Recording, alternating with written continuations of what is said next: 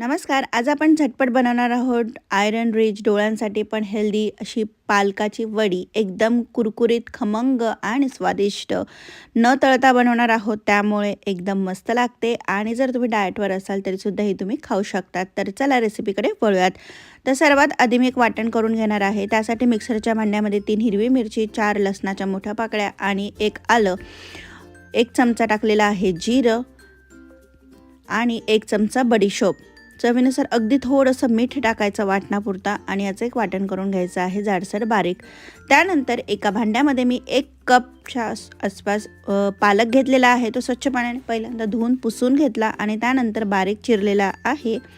आता आपल्याला पालकमध्ये बाकीच्या वस्तू घालायच्या आहे. जो आपण वाटण करून ठेवलं होतं ते मी यामध्ये घालते. यामुळे बडीशोपमुळे आणि जे आलं लसूण आहे त्यामुळे चव एकदम मस्त लागते. 1 चमचाभर टाकलेली आहे मी हळद. आता हिरवी मिरची जरी टाकली तरी पण मी लाल तिखट टाकत आहे, चव चांगली लागते.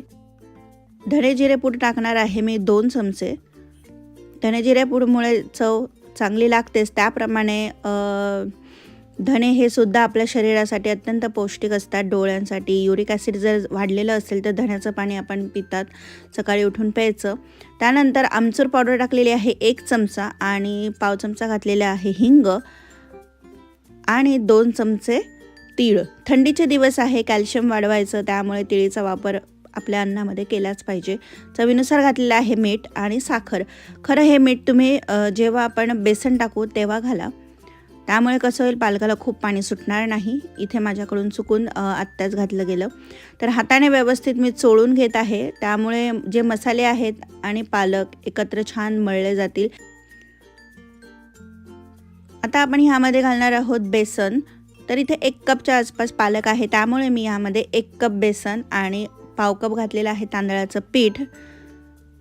आणि खरं तर हे बेसन जे असतं ते आपण लागत घालायचं. म्हणजे जर आपल्याला वाटतंय की थोडं जास्त पालकाला पाणी सुटतंय तेव्हा थोडंसं अगदी बेसन घालावं लागतं, नाहीतर मग काहीच गरज नसते. आणि पालक थोडा जास्तच, म्हणजे पिठाचं प्रमाण कमी आणि पालकाचं जास्त असं ठेवायचं, म्हणजे जो क्रिस्पी कुरकुरीतपणा असतो वडीला तो येतो.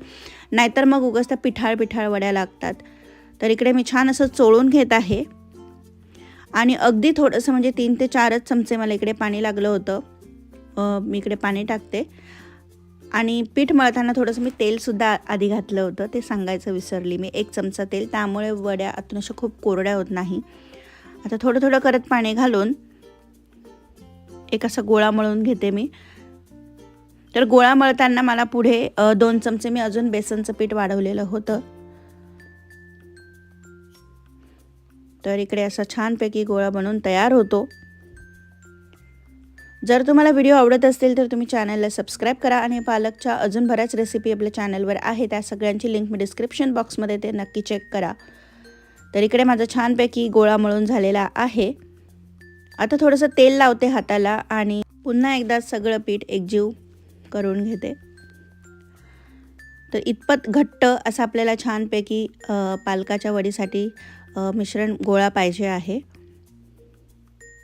तर आता ज्या तुम्ही स्टीमरमध्ये, ज्या प्लेटमध्ये तुम्ही ठेवणार आहात ही पालकाची वडी वाफ येण्यासाठी, तिला थोडंसं तेल लावून घ्यायचं आणि 2 भाग केलेले आहेत मी वड्या करण्यासाठी पिठाचे. तर त्याचे हलकेसे दाबून घेते, म्हणजे मग यांचा वड्या परफेक्ट आपल्याला हव्या त्या आकाराच्या होतात. तर इतपत बारीक अशा मी घेतलेल्या आहेत. आणि ह्या वड्या तुम्ही वाफून फ्रीजमध्ये पण ठेवू शकता आणि जेव्हा पाहिजे तेव्हा गरमागरम तळायच्या किंवा शॅलो फ्राय करायच्या. तर इकडे मी वरून थोडंसं डेकोरेशनसाठी तीळ लावत आहे, छान लागतं आणि दिसायला पण छान दिसतात.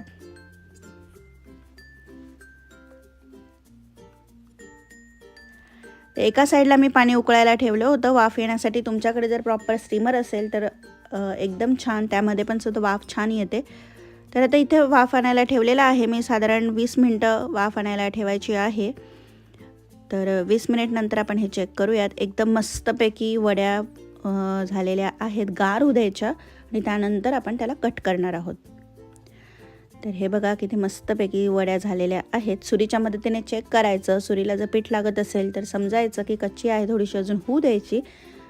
तर इकडे मी आता मोकळा करते आणि हा एकच एवढ्या भागाच्या मी वड्या आता तळून घेणार आहे, म्हणजे शॅलो फ्राय करणार आहे. तुम्हाला हवं तर तुम्ही तळूसुद्धा शकतात. तर असं एवढ्या मीडियम आकाराच्या कट करायच्या आहे. हे बघा तुम्ही, एकदम मस्तपैकी वड्या आपल्या आतून बाहेरून शिजलेल्या आहेत. आपण वाफेवर व्यवस्थित शिजवल्या की वड्या छानच होतात. आणि पीठ व्यवस्थित मळायचं, खूप पातळ पण नाही ठेवायचं किंवा खूप घट्टही नाही. तर अशा झटपट मी वड्या कट करून घेते आणि तर तुम्ही हे शॅलो फ्राय पॅनवर करू शकतात किंवा तुमच्याकडे ब्रॉड बॉटमची कढई असेल तर त्यावर सुद्धा करू शकतात किंवा अगदी तळू पण शकतात. पण इथे मी अगदी 2 मोठे चमचे तेल टाकलेलं आहे आणि त्यावर या वड्या सगळ्या ठेवून घेते. आणि दोघी साईडने खरपूस खमंग अशा मस्तपैकी तळून म्हणजे शॅलो फ्राय करून घ्यायच्या आहेत किंवा तळून घ्यायच्या आहेत. तर 3 ते 4 मिनिट नंतर एका साईडने छान झाली ती. गॅस मिडियमच ठेवायचा आहे, खूप हाय किंवा खूप लो असा नाही ठेवायचा, मीडियम टू हाय असा ठेवायचा आहे. तर हे बघा अशा मस्तपैकी एका साईडने वड्या झालेल्या आहेत. आता मी त्याला बाजू उलटवून घेते आणि दुसऱ्या साईडने पण त्याला आपण तळून घेऊयात. तर अशा मस्तपैकी पालकाच्या क्रिस्पी खमंग खुसखुशीत वड्या तुम्ही पण नक्की करून बघा. नक्की तुम्हाला आवडतील. जसे आपण पालकाची दशमी, पालकाची भजी, पराठे असं सगळं करतो त्याचप्रमाणे असा हाही पदार्थ स्नॅक्सला करून बघा. मुलांनासुद्धा आवडेल. आमच्या घरात तर मुलांना खूप आवडतो. तुम्ही बघू शकतात. आता हे बघा त्याने घेतलीसुद्धा. तर अशा आतून खमंग आणि बाहेरून खुसखुशीत आपल्या वड्या बनवून तयार झालेल्या आहेत. नक्की करून बघा आणि चॅनलला सबस्क्राईब करा. पुन्हा भेटूयात नवीन एका व्हिडिओमध्ये. तोपर्यंत बाय.